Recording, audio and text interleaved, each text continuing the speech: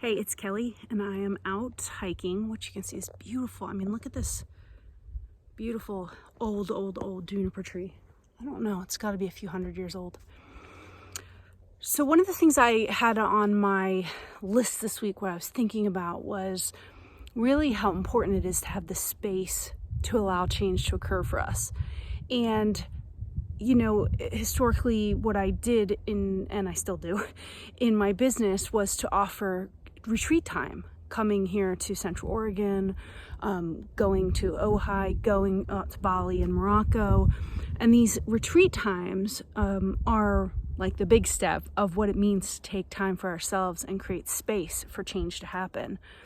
It's interesting because we're such habitual creatures. We get into daily habits and routines, and things become normalized. And our brain, like if we get scientific, like the neurons have certain pathways they go through, and they just get going and going and going. And when we shake it up, when we get out of our normal environment, even hiking a new trail, getting into a plane and going somewhere new, being with someone new who's asking us different questions, it like shakes up the neurology and it changes the game for us. We see with new perspective, and basically perspective is everything because it's the way we filter the world. We take in information through our filters, through our perspectives, and it literally defines how we experience our world.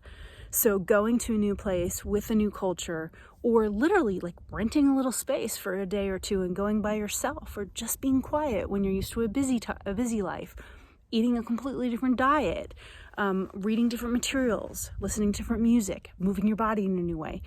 Having space to do something different is really important to the growth of the organism, for us as humans, to shake up our mind, to change things up. And it's particularly good when we're curious, because that curiosity, we bring it with us. It's like, bring all the questions I have on the curiosity experiment cards were because I was asking myself so many questions. And for me, one question leads to another and another and another, and that shakes things up. And I might not ever get answers to the questions. It might just be leading me to the next awareness or curiosity or idea or direction. But when we give ourselves space, we literally step into the possibility of new things happening for us. So when we feel stuck, it's a great idea. When we want to create something new, when we want to change, but we don't even know what that means, sometimes it's really good to just create space for that to happen. Again, it doesn't have to be a ton of space, but kind of enough for you to get out of your regular thinking patterns and open. It's like when I'm go to sit and meditate, right? There's this time, or when I'm going walking and I'm thinking, it takes a little time for the thoughts to settle and for the open awareness to arise, where there's I'm open to a new idea, or I notice what's going on around me. So you need enough time and space for the typical habitual thoughts to subside and to be provoked into something new. Even if you go back in your same environment, who you are is going to be different when you've taken space. So again, it's not like you have to go to Morocco or Bali with us. It's more that idea of, though those are brilliant because everything is so different. Everything's different. So you're shaking it all up.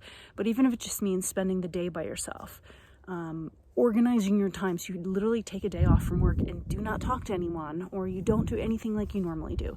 Shake it up and see what happens. Do an experiment with space and time.